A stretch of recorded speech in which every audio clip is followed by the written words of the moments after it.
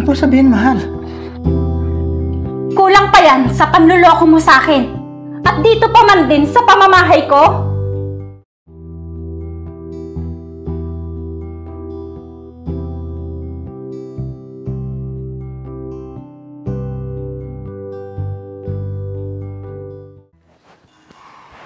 The best ka talaga, Chris.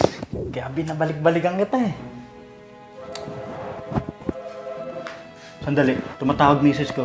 Huwag kang maingay ha. Sasagutin ko muna para di maghinala. Ano ba yan? Napakarang timing ng miss mo yan. Ba't di mo kasi patayin mo na yung phone? Huwag ka nang umangal dyan. Sasagutin ko na eh. Huwag kang magsasalita ha. Hello, mahal. Oh, kanina pa ako tawag ng tawag. Bakit ngayon ka lang sumagot? Ano bang ginagawa mo eh? Nasa bahay ka lang naman, Mark. Alam mo namang ako lang din yung gumagawa ng gawaing bahay dito, di ba? Isa pa, wala namang inaasahan na iba yung anak mo dito, kundi ako din. Kaya huwag ka na magtampo dyan, mahal. Okay, siguraduhin mo lang na nagsasabi ka ng totoo. Dahil kung hindi, at may nalaman akong ginagawa kang hindi maganda dyan, sinasabi ko sa'yo, malalagot ka talaga sa akin. Alam mo namang matino ang asawa mo, di ba? Tingnan mo nga, dito lang ako sa bahay, oh. Tsaka huwag ka nga mag-isip-isip ng kung ano-ano dyan. Oo na. Siya nga pala, ipadala ko na yung pera. Kunin mo na lang para may panggastos kayo ni Jushane dyan. Okay, salamat, mahal. Paano, mahal? Mamaya na ulit ako tatawag, ha? Nga pala, magluluto muna ako ng dinner namin. Ingat ka dyan, mahal. Okay, sige. I love you. I love you too, mahal.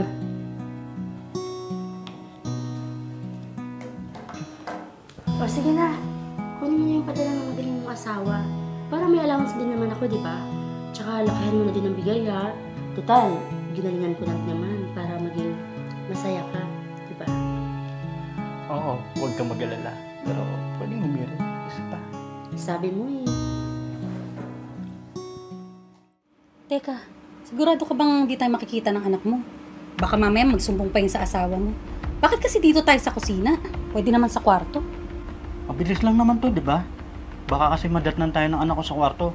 Mas malaking problema yun. Pero pag dito sa kusina, madali na lang lusutan. Sabihin ko, bisita kita. Kaya, sige na. Umpisahan na natin bakbakan. Teka, asan na muna yung promise mong pera na ibibigay mo? Akin na, ibigay mo muna. Mamaya magkalimutan pa tayo. Oh, eto. Naniniwala ka na sa akin na may isang salita ako. Oo na. Sige na, umpisahan na natin to nang matapos na.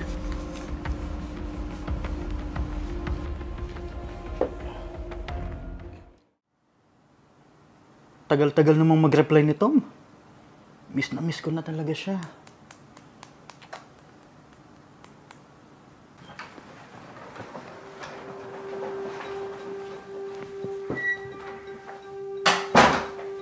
Hi, mahal. Dito na ako. Oh, mahal. Umuwi ka pala. Bakit biglaan at hindi ka man lang nagpasabi sa akin? Oo, sinadya ko talaga na hindi sabihin sa'yo. Kaya nga hindi kita tinawagan o kinausap ng ilang linggo, di ba? Dahil gusto ko sa paghaharap natin, nandito ko. Anong ibig mo sabihin, mahal? Kulang pa yan sa panluloko mo sa akin. At dito pa man din sa pamamahay ko. Teka, bakit mo ako sinampal? At ano mga sinasabi mo, mahal? Ilang babaeng dinadala mo dito sa bahay?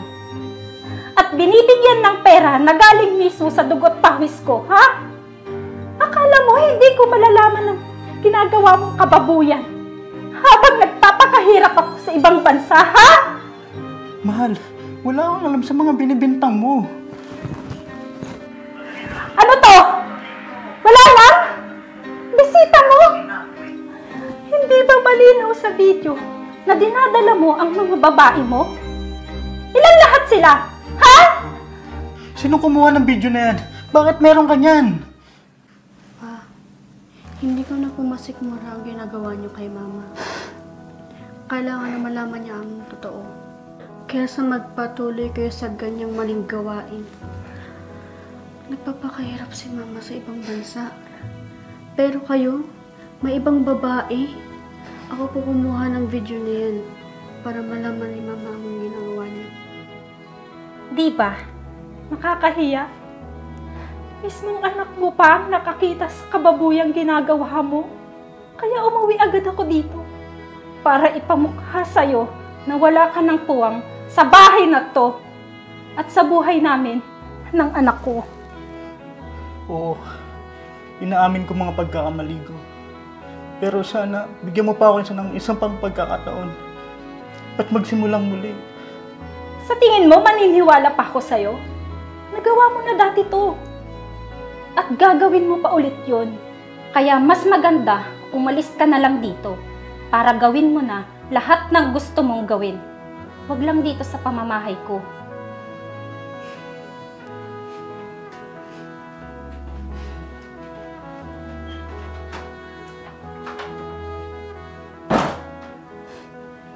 Anak, pasensya ka na kung naranasan mo ito. Huwag kang mag-alala, nandito na ako. Magkakasama na ulit tayo.